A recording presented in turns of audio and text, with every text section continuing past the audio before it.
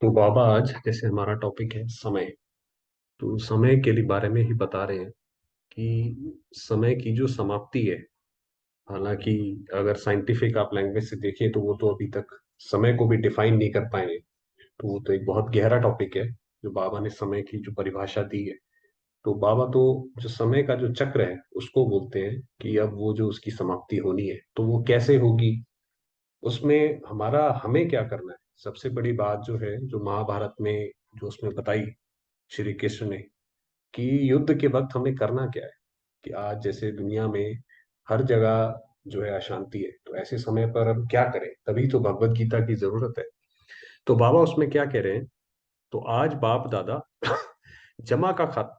ने जमा का खाता देखा। जमा का खाता माना कि हम में से हर एक आत्मा ने अपने भविष्य जन्मों के लिए कितना जमा किया है, उसका खाता कितना है। इसलिए आज विशेष अटेंशन दिला रहे हैं कि समय की समाप्ति अचानक होनी है। कि ये जो समय एकदम से जो विनाश होगा, बाबा ने कहा वो पहले सब शांत हो जाएगा, फिर उसके बाद एकदम से जो है ये अचानक होगा सब कुछ। तो समय की समाप्ति अचानक होनी है। ये नहीं सोचो कि मालूम तो पड़ता रहेगा समय पर ठीक हो जाएंगे। कई लोग सोचते हैं कि भाई जब अंत में समय आएगा तो तभी ठीक हो जाएंगे, क्या दिक्कत है। जैसे ही समय आएगा तब तो हमारी अवस्था अपने आप बन जाएगी ना। जब हर जगह हम देखेंगे हाहाकार हो रहा है तो हमारा तो अपने आप ही वैराग्य उठ जाएगा। तो ऐसे नहीं होगा। अगर हम सोचते हैं समय पर ठीक हो जाएंगे, कोई जादू थोड़ी हो जाएगा। जो समय का आधार लेता है समय ठीक कर देगा या समय पर हो जाएगा, उनका टीचर कौन। कि जब हमने यही सोच लिया कि समय समय का तो करवाने का तरीका तो बहुत जटिल है, वो तो बहुत दुखकारी है। क्योंकि समय तो मान लीजिए कि हमारा किसी के साथ मोह है, किसी भी संबंधी के साथ हमारा मोह है, और हमने समय रहते नहीं उठाया तो वो तो चला जाएगा। जब वो चला जाएगा तो उसके बाद हमें फिर कितना दुख होगा। ये है समय का सिखाना। तो हम धीरे धीरे समय से, जैसे लोग शमशान जाते हैं तो सीखते हैं, कह रहे भाई यहाँ का तो कोई भी नहीं रहने वाला, सब सब जाने वाले हैं। तो वो है समय का सिखाने का तरीका, तो कितना वो कष्टकारी है। तो बाबा कह रहे हैं समय पर अगर कोई कर देगा तो उनका टीचर कौन। समय या स्वयं परमात्मा। कि शिव बाबा के सिखाए नहीं सीख पाए, समय के सिखाने से सीख रहे। परम आत्मा से संपन्न नहीं बन सके और समय संपन्न बनाएगा तो इसको क्या कहेंगे। तो बाबा ने कहा, आप सोचिए कि बाबा ने हमें बार बार बोला कि बच्चे पुरुषार्थ करो, और हमने नहीं करा। जब बिल्कुल अंतिम घड़ी आ गई तब हमें लगा कि अरे भाई अब तो पुरुषार्थ करना चाहिए, और करके बन भी गए। तो टीचर कौन हुआ, समय या परमात्मा। समय आपका मास्टर है या परमात्मा आपका शिक्षक है। तो ड्रामा अनुसार अगर समय आपको सिखाएगा या समय के आधार पर परिवर्तन होगा तो बाप दादा जानते हैं कि प्रारब्ध भी समय पर मिलेगी। ये बाबा ने साफ साफ बता दिया कि अगर समय कराएगा तो प्रारब्ध भी फिर कम मिलेगी सब, क्योंकि क्रेडिट तो समय को चला गया ना, हमने अपनी स्व इच्छा से तो करा ही नहीं। क्योंकि समय टीचर है। समय आपका इंतजार कर रहा है, आप समय का इंतजार नहीं करो। हम ये नहीं सोचेंगे कि अब कब विनाश होगा, अच्छा 2022 में नहीं हुआ तो 2024 में होगा या 36 में होगा। हम नहीं सोचे, हम तैयार रहे। वह रचना है, आप मास्टर रचता हो। तो रचता का इंतजार रचना करे। आप मास्टर रचता समय का इंतजार नहीं करो, वही बताया। और मुश्किल है भी क्या, सहज को स्वयं ही मुश्किल बनाते हो। अब बाबा बता रहे हैं इसमें मुश्किल भी कुछ नहीं है। मुश्किल है नहीं, मुश्किल बनाते हो। जब बाप कहते हैं जो भी बोझ लगता है वह बोझ बाप को दे दो। बाबा ने कितना सरल, आप देखिए कितने सालों से, हम 2 साल से तो मेरे ख्याल में मुरली पढ़ी रहे हैं, और लगभग हर मुरली में यही आता है कि जो भी बोझ है वो शिव बाबा को दे के हल्के हो जाए। कि हमारी नाव का जो खिवैया है, जिसको बोटमैन भी बोलते हैं, वो एक शिव बाबा है। अब वो नाव हमारी हिल रही है, डुल रही है, तूफान आ रहे हैं, अगर हमें उसके ऊपर विश्वास है तो घबराने की कोई जरूरत नहीं है। वो ले जाएगा निकाल के, क्योंकि हमारा खिवैया स्वयं राम है। तो बाबा ने कहा अपना बोझ बाप को दे दो। वह देना नहीं आता है, बोझ उठाते भी हो फिर थक भी जाते हो, फिर बाप को उलाना भी देते हो, क्या करें कैसे करें। अपने ऊपर बोझ उठाते ही क्यों। तो बाबा कह रहा है जब बोझ आप अभी हम कहाँ, जब सृष्टि तमो प्रधान है, हर हर तत्व तमो प्रधान है, हर आत्मा तमो प्रधान है, तो उसमें हम कैसे ये बोझ उठाएंगे, हम उठा ही नहीं सकते। उठाएंगे और ही ज्यादा दुखी होकर के वापस आते। तो बाबा ने कहा उठाते ही क्यों। बाप ऑफर कर रहा है अपना सब बोझ बाप के हवाले करो, फ्री हो जाओ। कि भाई हम हर चीज, जितने भी हमारे मन पे बोझ हैं वो सारे हमने बाबा को दिए। हम केवल पुरुषार्थ करके बाबा को याद करें। 63 जन्म बोझ उठाने की आदत पड़ी हुई है ना, तो आदत से मजबूर हो जाते हैं। इसलिए मेहनत करनी पड़ती है, कभी सहज कभी मुश्किल। या तो कोई भी कार्य सहज होता है या मुश्किल होता है। कभी सहज कभी मुश्किल क्यों? अब बाबा ने कहा भाई कि जैसे बाबा की याद है, तो हमें वो कभी सहज कभी मुश्किल क्यों लगती है? भाई ऐसे थोड़ी है कोई कार्य आज आसान है कल मुश्किल है, ऐसे थोड़ी है। कोई कारण होगा ना, कारण है आदत से मजबूर हो जाते हैं। तो और बाप दादा को बच्चों की मेहनत करना, यही सबसे बड़ी बात लगती है कि बाबा की, मान लीजिए अब जैसे प्रिंस चार्ल्स वगैरह हैं, या कोई बहुत सेलिब्रिटी है और उसका बच्चा जो है जाकर रिक्शा चलाए, तो वो तो माँ बाप के लिए भी बहुत कोई अच्छी बात थोड़ी है। उसी तरीके से कि अगर हम बाबा के बच्चे हैं, हमें सर्व तरीके के सुख बाबा देने आया है, और उसके बाद भी बाबा ऑफर करता है कि ये सारे अपने बोझ मुझे दे दो, और हम उसको नहीं देते हैं, अपने पास ही पकड़ के रखते हैं। चिंता करते हैं तो माना पकड़ के रखते हैं ना, अगर हम अपने पास ही पकड़ के रखते हैं कि पता नहीं क्या होगा, बाबा को दे तो दिया उसके बाद पता नहीं क्या होगा, तो इसका मतलब हमने बाबा को दिया कहाँ है? वो तो अपने पास ही हमने पकड़ के रखा हुआ है। तो बाबा ने कहा ये मेहनत जो है ये सबसे बड़ी बात लगती है बाबा को, अच्छी नहीं लगती है। मास्टर सर्वशक्तिमान और मुश्किल, टाइटल अपने को क्या देते हो? मुश्किल योगी या सहज योगी? बाबा कहते हैं आप अपने आप को क्या कहलाते हो? सहज योगी कहलाते हो या मुश्किल योगी कहलाते हो? नहीं तो अपना टाइटल चेंज करो कि हम सहज योगी नहीं है, क्योंकि बाबा तो सत्य की पराकाष्ठा है। तो बाबा ने कहा कि अगर आपका सहज योगी नहीं है, आपको सहज तरीके से योग नहीं लगता है, तो अपने को मत कहलाओ सहज योगी, ये गलत बात है। फिर अपने को मुश्किल योगी कहलाओ। वरना ये सीखो, ये देखो कि ये सहज योग कैसे है। कभी सहज योगी हैं, कभी मुश्किल योगी। और योग है ही क्या? अब बाबा बता रहा है कि योग योग दुनिया में असल में लोगों ने इसको इतना मुश्किल काम बना दिया योग को, क्योंकि अगर वो मुश्किल नहीं बनाएंगे तो पैसे कैसे कमाएंगे, या फिर उनकी इंपॉर्टेंस कैसे होगी अगर सब चीज इतना आसान हो जाए। तो बाबा ने कहा, बाबा योग की डेफिनेशन बता रहे हैं। योग है ही क्या? बस याद करना है ना। जैसे एक माँ बच्चे को, बच्चा माँ को याद करता है, बस वो याद है, वही उसका नाम योग है। और उसके लिए कुछ अलग से कोई डिग्री थोड़ी प्राप्त करनी है। और पावरफुल योग के सामने मुश्किल हो ही नहीं सकती। पावरफुल योग क्या है? कि जब हमारी लगन हो, हमारी लगन उसमें एक लगी हो कि भाई मैंने ये शिव बाबा को प्राप्त करना है, मैंने ये अवस्था प्राप्त करनी है, उसका नाम पावरफुल योग है। योग लगन की अग्नि है, वही लगन माना लगन लगी हो कि भाई ये हमने करना है, हमने शिव बाबा को याद करना है, पावन बनना है। अग्नि कितना भी मुश्किल चीज को परिवर्तन कर देती है, लोहा भी मोल्ड हो जाता है। तो ये लगन की अग्नि क्या मुश्किल को सहज नहीं कर सकती है? कहने का मतलब ये हुआ कि बात वही निश्चय वाली बात आती है जो बाबा ने पहले भी करी बताई थी, कि कोई भी परिस्थिति आए, अगर उसकी बजाय हमें ये लगन लगी हो कि हमें शिव बाबा को याद करना है, मुझे तो परम धाम में बैठ के जाके याद करना है, कभी अभी मेरा शरीर छूट जाए तो क्या मैं रोते रोते शरीर छोड़ूंगा? तो अगर हमें वो लगन लगी हो तो उसमें सब कुछ, सारी परिस्थितियां जो है वो समा जाएंगी, उस अग्नि में सब खत्म हो जाएगा, चिंता भी खत्म हो जाएगी। कई बच्चे बहुत अच्छी अच्छी बातें सुनाते हैं, बाबा क्या करे, वायुमंडल ऐसा है, साथी ऐसा है, हंस बगुले हैं। हंस बगुले माना हम तो ज्ञान में चलते हैं, हमारे घर में जो बाकी लोग हैं वो नहीं चलते हैं, तो वो बगुले हैं, हम हंस हैं। क्या करें, पुराने हिसाब किताब है, बातें बहुत अच्छी अच्छी करते हैं। कहते हैं, बाप पूछते हैं, आप ब्राह्मणों ने कौन सा ठेका उठाया है? ठेका तो उठाया है, विश्व परिवर्तन करेंगे। हम जैसे ही बाबा के बने, हमने एक बार बाबा को मन से बाबा कहा, तो हमने भी जो बाबा का जो कार्य में मददगार है, फिर हम भी उस कार्य में मददगार हुए। यानी कि जो बाबा का जो उद्देश्य है, हम भी उसमें भागीदार हुए। तो हमारा काम है, हम विश्व परिवर्तन करना चाहते हैं। तो जो विश्व परिवर्तन करता है वह अपनी मुश्किल को नहीं मिटा सकता। विश्व परिवर्तन करने का मतलब है प्रकृति को बदलना, दूसरी आत्माओं को बदलना। और हम अपने ही उसको ना बदल पाए तो कैसे विश्व परिवर्तन करेंगे? तो आज क्या करेंगे? जमा का खाता बढ़ाओ। तो जो कहते हो सहज योगी, वह अनुभव करेंगे। माना पुण्य कर्मों का खाता, उसमें भी आता है, सबसे बड़ी बात है शिव बाबा को याद करना और उसका परिचय देना। ये सबसे बड़ा पुण्य है। कभी मुश्किल कभी सहज, इसमें मजा नहीं है। ब्राह्मण जीवन है मजे की,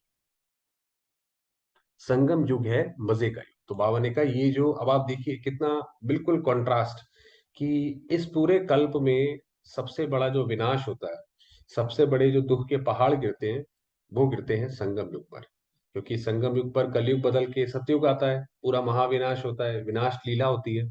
और बाबा कह रहा है संगम युग है मजे का युग, बोझ उठाने का युग नहीं है, बोझ उतारने का युग है। तो बोझ उतार के बाबा को दे दो। तो चेक करो अपने तकदीर की तस्वीर, नॉलेज के आईने में अच्छी तरह से देखो कि हमारी जो तकदीर है वो ज्ञान की पराकाष्ठा में देखो, ज्ञान की रोशनी में देखो कि कितनी महान है। आईना तो है ना, या नहीं है, टूट तो नहीं गया है आईना, माना ये पता हो कि भाई हम जो आज कार्य कर रहे हैं, जो हमारा पुरुषार्थ है, उससे हम कल क्या प्राप्ति करेंगे, ये तो हम समझ सकते हैं ना। सभी को आईना मिला है, माताएं आईना मिला है या चोरी हो गया है?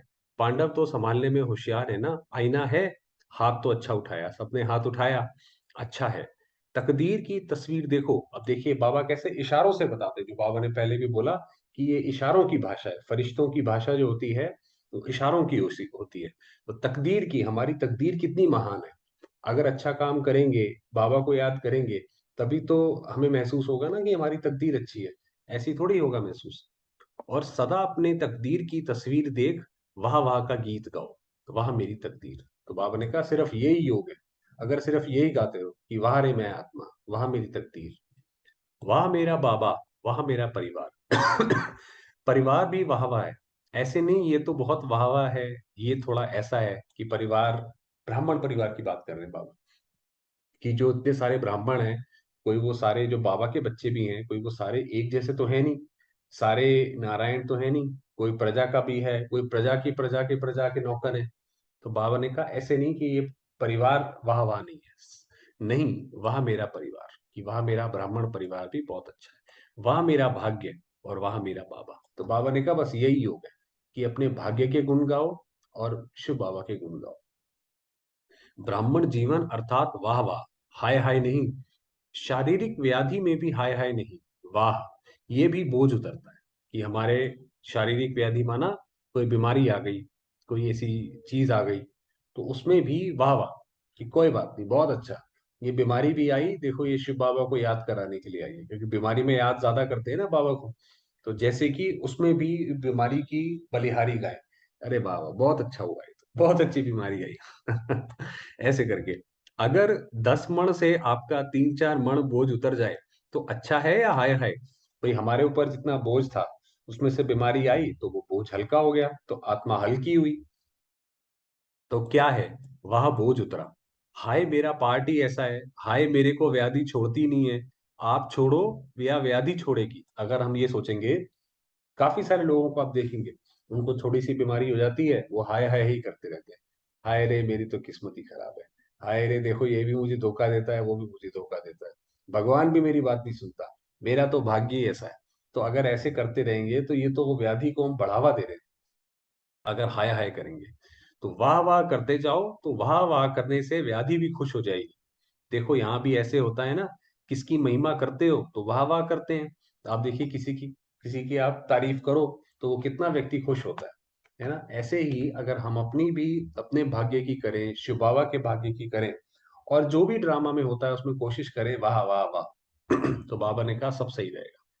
तो व्याधि को भी वाह वाह करो, हाय मेरे पास ही क्यों आई, मेरा ही हिसाब है, प्राप्ति के आगे हिसाब तो कुछ भी नहीं है। तो जो हमें प्राप्ति बाबा से हो रही है कि 21 जन्म के लिए हमें कभी मेहनत नहीं करनी पड़ेगी, वरना तो एक जन्म में जो आत्मा मेहनत करती है, वही एक जन्म में आपने एमबीबीएस क्लियर किया, डॉक्टर बन गए, उसके बाद शरीर छोड़ा तो फिर दोबारा से मेहनत करनी पड़ेगी, ये थोड़ी है कि पुराना वाला एमबीबीएस चलेगा। मगर हमारे 21 जन्म में हमें दोबारा वो मेहनत नहीं करनी पड़ेगी। तो प्राप्तियां सामने रखो और हिसाब किताब सामने रखो, तो वह क्या लगेगा, बहुत छोटी सी चीज लगेगी। आपको पता है ब्रह्मा बाबा के सामने भी, अब यहाँ पे देखिए निश्चय कैसे आता है कि जो ब्रह्मा की जो आत्मा थी, उनके सामने भी बहुत सारी आती थी, शारीरिक भी बहुत आती थी, खांसी इतनी ज्यादा आती थी, आंखें लाल हो जाती थी, दुनिया वालों से भी बहुत सारी आती थी। मगर बाबा यही कहते थे कि बस बच्चे अब मैं तो जाकर श्री कृष्ण बनूंगा, अब तो मुझे बस ये जाकर छोटा बच्चा बनना है, वो मेरी ड्रेस जैसे मेरा शरीर सामने रखा हुआ है। तो बाबा उससे बार बार अपने को खुशी मिलाते रहते थे और सारी परिस्थितियां पार करते रहते थे। तो हम भी वैसे ही करें जो जैसे बाबा ने किया। मतलब, तो ब्राह्मण जीवन में कुछ भी हो जाए, पॉजिटिव रूप में देखो, तो बाबा ने कहा देखिए क्या शब्द बोले, कुछ भी हो जाए, कि माना कुछ भी हो जाए, कैसी भी बात आ जाए, कोई हमारा गलत भी कर दे। जैसे पीछे भी एक बार हम लोगों ने एक उदाहरण दिया था कि कैसे एक व्यक्ति को गोली मारी और वो बाबा का बच्चा था, और कैसे उसने वो जाकर जो है वो सेटल कर दिया बिना पुलिस और बिना उसके, और ऐसे ही सिर्फ वाह वाह करके, है ना। तो कोई भी चीज हो तो उसको पॉजिटिव रूप में देखो। नेगेटिव से पॉजिटिव करना तो आता है ना, नेगेटिव पॉजिटिव का कोर्स भी तो कराते हो ना। तो उस समय अपने आप को कोर्स कराओ, तो मुश्किल सहज हो जाएगा। तो बाबा ने कहा ऐसे नहीं है कि हम जो है कोर्स करा दें और हमें खुद को ना आता हो। भाई हम दुनिया में भी तो कोर्स कराते हैं ना, नेगेटिव से पॉजिटिव कैसे करो, तो उस वक्त अपने को कराओ।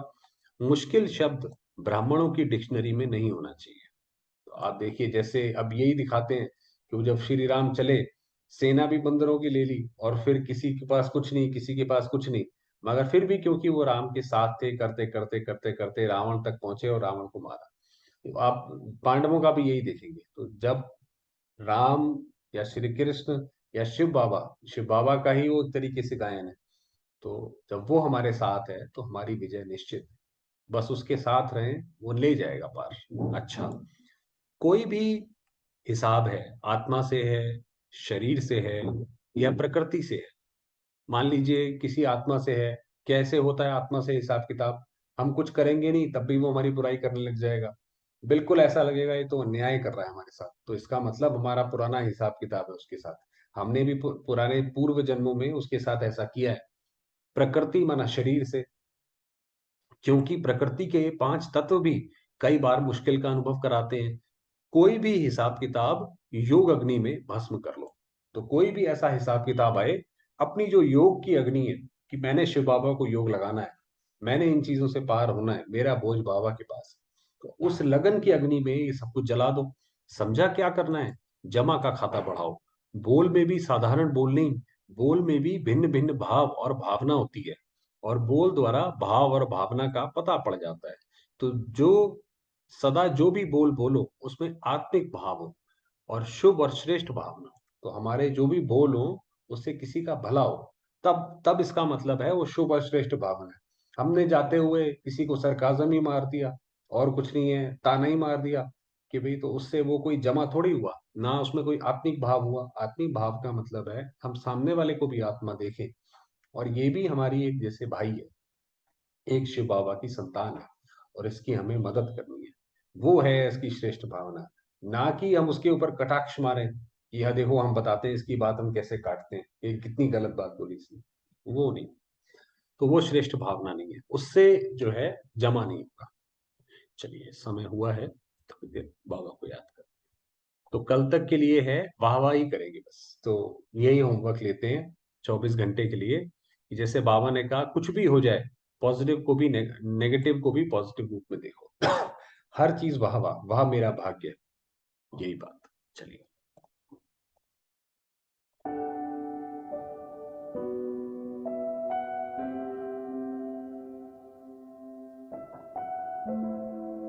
चलेंगे बाबा के पास।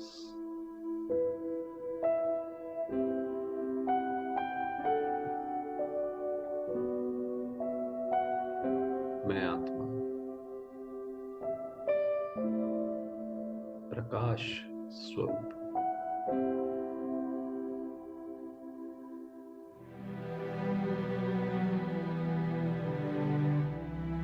अमर, अविनाशी,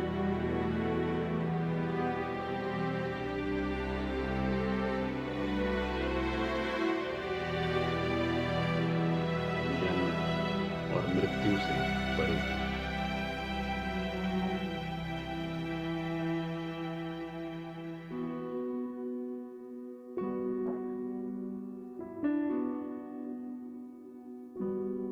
शांति की किरणें चारों ओर फैला रही।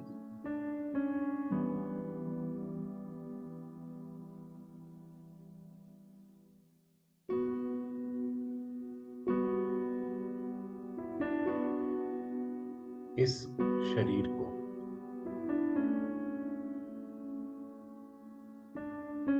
शांत, स्वस्थ कर रही।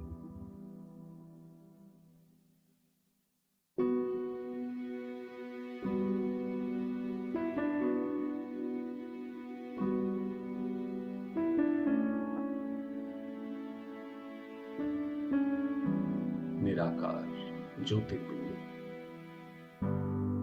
मेरे बाबा।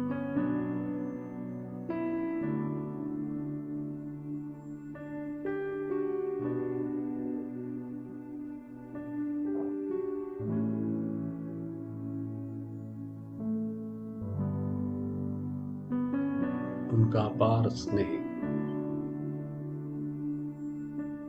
अनेकानेक किरणें मुझ आत्मा पर बरस रही।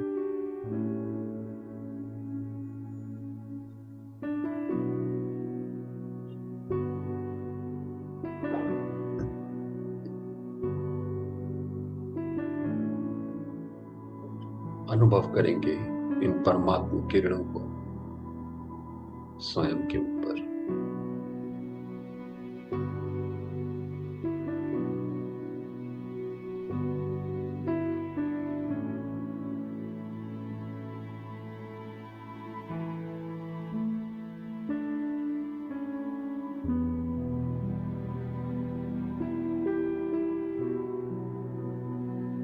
मेरे सारे बोझ, सारी चिंताएं स्वयं सर्वशक्तिमान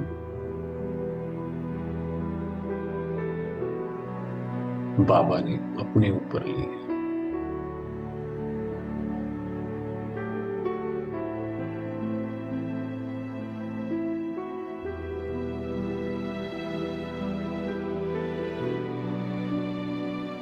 मैं आत्मा जीवन मुक्त अवस्था में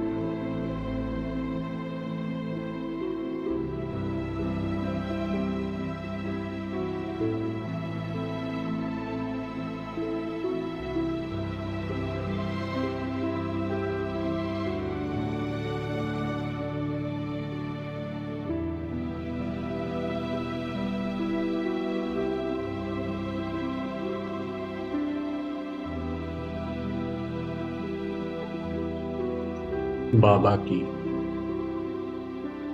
अनेक अनेक किरणों को स्वयं में समाती जाती।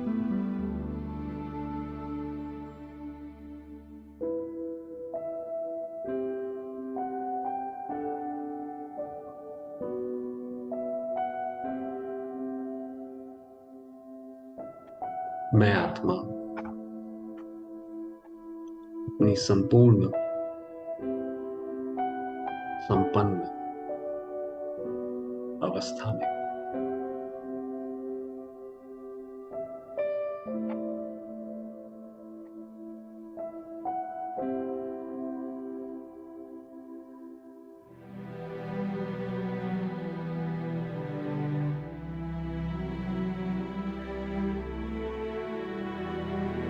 शांति का स्रोत हूं।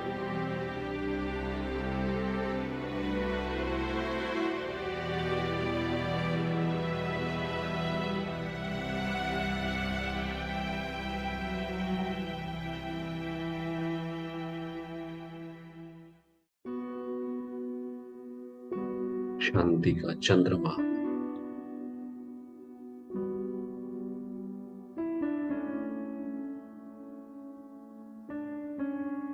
शांति सूर्य शिव बाबा।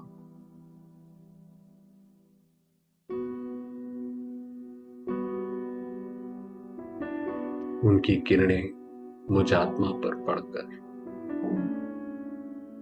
सारे संसार में फैल रही।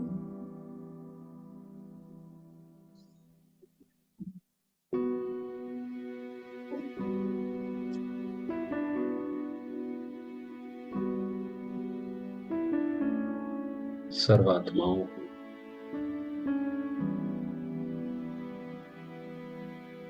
शांत शीतल कर रही।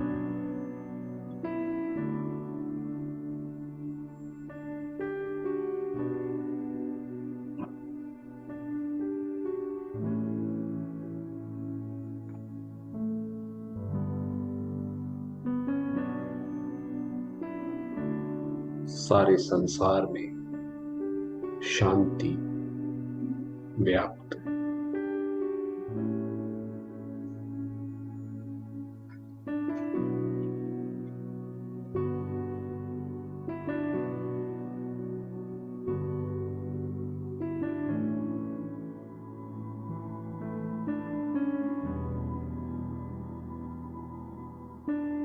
सर्वात्माएं सुख की अवस्था में,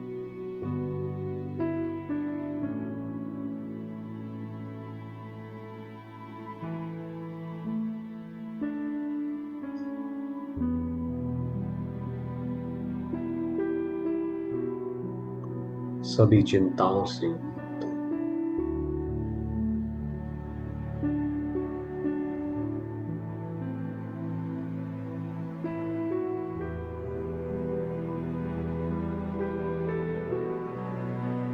हम सर्वात्माओं का जिम्मेवार रक्षक, पालनहार स्वयं प्यारे बाबा है।